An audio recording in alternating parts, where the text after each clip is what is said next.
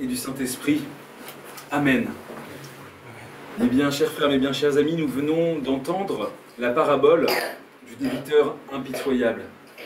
Cet homme qui devait énormément d'argent à son maître, une somme irremboursable, et son maître lui remet cette dette, et pour autant lui-même, lorsque quelqu'un d'autre lui doit beaucoup moins, un de ses proches, une personne de son entourage, en tout cas lui, se montre impitoyable, le fait enfermer en prison et ne montre absolument aucune miséricorde et aucune mansuétude.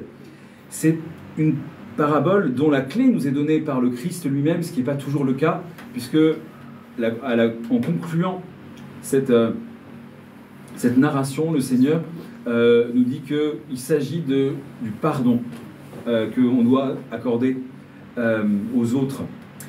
Et pour autant, en fait, la notion de dette et de débit, le fait que nous soyons débiteurs de Dieu, elle est beaucoup plus large que simplement la question du pardon de nos fautes. Et c'est ce sur quoi les pères insistent également dans leur enseignement. En effet, même si nous étions sans aucun péché, nous serions toujours les débiteurs du Seigneur parce qu'il est notre Créateur, parce qu'il est l'être. Et nous ne sommes que parce que nous participons de l'être de Dieu. Tout ce que nous avons, nous l'avons reçu, comme dit l'apôtre. Qu'as-tu que tu n'aies reçu? Et donc, la véritable position que nous devons avoir vis-à-vis du Seigneur, c'est celle de la reconnaissance, de la gratitude la plus absolue, parce que non seulement sans lui nous n'aurions rien, mais sans lui nous ne serions pas. Il est, si nous existons, c'est uniquement par participation à son Maître éternel, sans quoi nous retournerions dans le néant. Et c'est la raison pour laquelle nous avons préféré adopter la traduction plus littérale dans la prière du Notre Père. Remets-nous nos dettes comme nous remettons à nos débiteurs, car il ne s'agit pas seulement pour le Seigneur de nous pardonner nos péchés et pour nous de pardonner les péchés de nos frères envers nous, mais il s'agit aussi plus fondamentalement de cette dette essentielle au sens le plus profond du terme que nous avons vis-à-vis de Dieu, puisque même si par extraordinaire nous ne péchions pas, même si nous avions atteint un extrême degré de sainteté, nous serions toujours débiteurs du Seigneur, en ce que toutes nos qualités ne seraient que ses grâces, et notre existence ne nous serait que prêtée par lui, qui est le seul à être véritablement.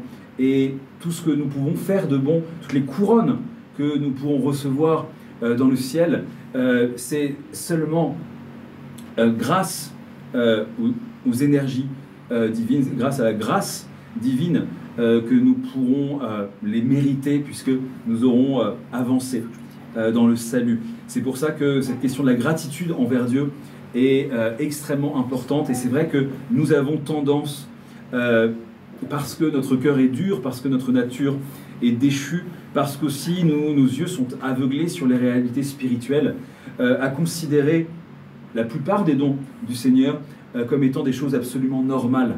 Un bienfait continu ne se remarque pas, et toute notre existence est un bienfait continu que Dieu nous fait, et nous ne remarquons les bienfaits que Dieu nous donne que lorsqu'ils viennent à défaillir ou à manquer, lorsque Dieu permet que nous soyons éprouvés. Là nous ressentons bien qu'il nous manque quelque chose, ce qui veut donc dire que jusque-là le Seigneur avait pourvu. Lorsque nous commençons à être en mauvaise santé, nous, par exemple, nous sommes seulement sensibles au fait que jusque-là, c'était un don de Dieu que cette bonne santé, puisqu'il ne nous doit rien. Nous devons tout recevoir avec patience et avec reconnaissance, puisqu'encore une fois, il n'était même pas obligé de nous créer. C'est uniquement par amour, c'est uniquement pour faire participer le néant à son être qu'il a créé l'univers, uniquement pour donner une mère à son fils qu'il a créé l'univers, pour que la créature puisse participer de la gloire du Créateur. Et c'est pour ça que nous devons garder cette reconnaissance extraordinaire vis-à-vis de Dieu, et appliquer ce précepte du Seigneur que nous venons d'entendre dans cette parabole qui est de remettre les dettes aussi aux autres personnes, ne jamais garder de rancune, ne jamais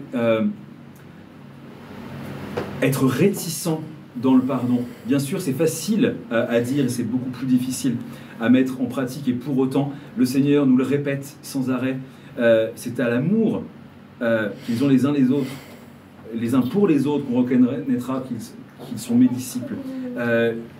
La perfection pour l'homme n'est pas une perfection abstraite, une perfection de toute puissance. Nous ne serons jamais Dieu, mais là où nous pouvons être semblables à Dieu, nous dit le Seigneur, c'est parce que Dieu fait briller le soleil sur les bons et les méchants, et que nous devrions faire rayonner notre amour sur les autres êtres humains, y compris ceux qui nous ont blessés, qui nous ont heurtés, qui ont péché contre nous. Nous devons remettre ces dettes, nous devons pardonner ces transgressions et ces fautes du meilleur cœur possible, et si nous n'y parvenions pas, nous resterions éloignés de Dieu. C'est pour ça qu'il faut prier. Si nous voyons que notre cœur est dur et qu'il rechigne au pardon, nous devrions vraiment prier le Seigneur pour qu'il nous donne cette force-là. Bien sûr, c'est inhumain. Bien sûr que, d'une certaine manière, ce n'est pas naturel pour nous, en tant que nous sommes des êtres humains déchus, de pardonner les fautes que les gens ont fait contre nous. Et pour autant, si ce n'est pas humain, Dieu donne la grâce, puisque Dieu s'est fait homme pour que l'homme devienne Dieu. Dieu, il veut nous purifier, il veut nous sanctifier, il veut nous transfigurer, nous faire participer de sa nature divine. Ainsi, l'amour, le pardon, la charité au sens plein de ce terme, la caritas, l'amour vraiment d'agapé, l'amour qui donne sa vie pour ceux qu'il aime, eh bien, c'est quelque chose qui peut naître dans notre cœur si on s'approche de Dieu avec reconnaissance, avec humilité, si on s'approche tout à l'heure du calice du Seigneur avec la conviction que le sacrement de l'Eucharistie a pour vocation de nous transformer intérieurement et progressivement, qu'à chaque communion, nous devenions un homme nouveau, on fasse mourir le vieil homme et naître, comme le dit l'apôtre, le Christ en nous, le nouvel Adam. Il faut que le Christ croisse et que nous diminuions, ainsi nous pourrons régner avec lui, le Père et l'Esprit Saint, pour les siècles des siècles. Amen. Amen. Amen.